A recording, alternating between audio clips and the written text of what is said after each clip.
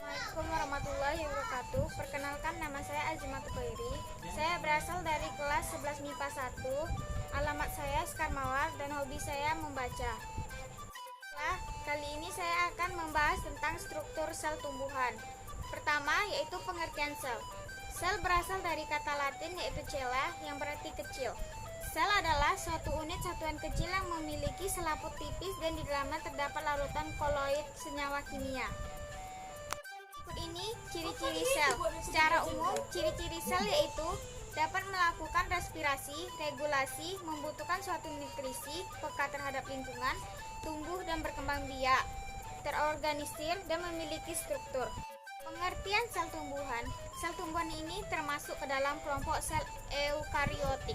Sel eukariotik adalah suatu kelompok sel yang memiliki materi genetik atau DNA yang dibungkus oleh membran. Sel hewan dan sel tumbuhan sama-sama memiliki eukariota. Akan tetapi, keduanya memiliki perbedaan dalam fitur karakteristik tertentu. Contohnya, pada sel tumbuhan memiliki vakuola besar dan memiliki dinding sel yang berkembang dengan baik. Fungsi sel tumbuhan. 1. Penggerak seluruh kegiatan. 2. Berperan dalam suatu proses pertumbuhan dan perkembangan. 3. Sebagai penyusun. 4. Berperan dalam suatu reproduksi. Dan 5. Pembawa sifat genetik. Jenis sel tumbuhan. 1. Sel parenkim adalah sel yang memiliki beberapa fungsi, mulai dari penyimpanan, dukungan terhadap fotosintesis, tempat berikatnya, volume. Kedua, sel kolenkim merupakan suatu jaringan hidup dan erat kaitannya dengan parenkim, serta terspesialisasi sebagai penyokong dalam organ yang mudah. Sel sklerenkim merupakan suatu sel yang keras dan tangguh yang memberikan kekuatan pada tumbuhan. Keempat, sel xilem adalah sel yang mengalami lignifikasi dinding sel. 5. Sel floem adalah sel yang menyusun jaringan khusus untuk transportasi zat-zat makanan pada tumbuhan tingkat tinggi yang ditransportasikan terutama sukrosa. 6. Sel epidermis adalah sel parenkim khusus yang terdapat di seluruh permukaan daun, batang, dan akar. Karakteristik sel tumbuhan ada 3, yaitu sebuah dinding sel yang terdiri atas selulosa, hemiselulosa, pektin, dan beberapa mengandung lignin yang dihasilkan oleh protoplas di luar membran sel. Sebuah vakuola berukuran besar yang isinya dapat dipenuhi oleh air dan dilapisi oleh membran yang disebut tonoplas. Jalur komunikasi khusus antar sel yang dikenal juga dengan plasmodesmata berupa pori-pori di dinding sel yang menghubungkan plasmalenma di sel satu ke retikulum endoplasma di sel lain. Struktur bagian, gambar dan fungsi sel tumbuhan.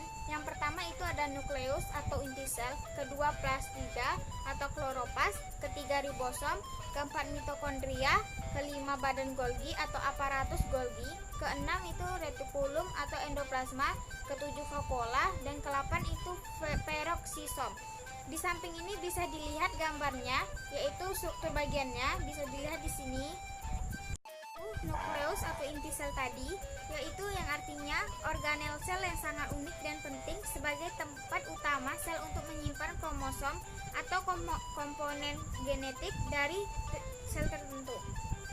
Nukleus mempunyai fungsi mengkoordinasi proses metabolisme, contohnya pembelahan sel, pertumbuhan sel, serta sintesis protein. Di samping ini adalah inti sel.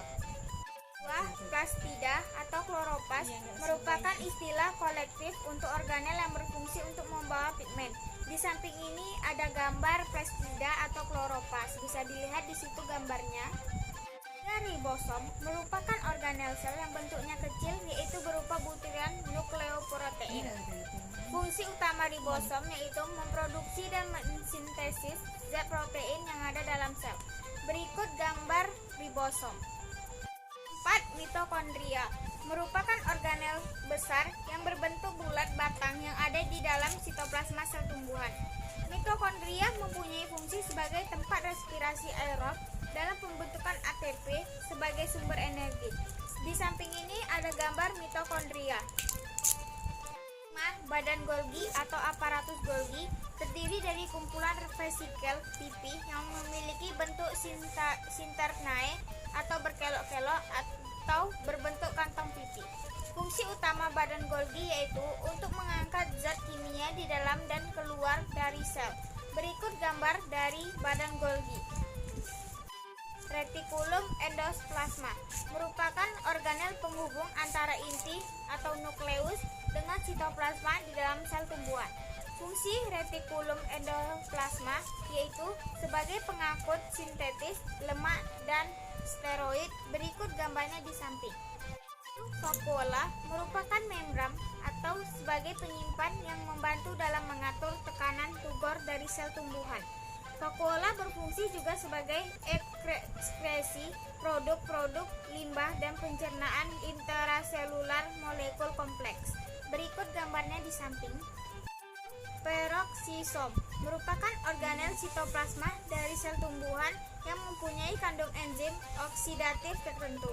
Fungsi peroksisom ialah memecah asam lemak menjadi gula dan membantu kloroplas dalam proses fotorespirasi. Berikut di samping adalah gambar peroksisom. Demikianlah hasil presentasi saya tentang struktur sel tumbuhan. Semoga bermanfaat dan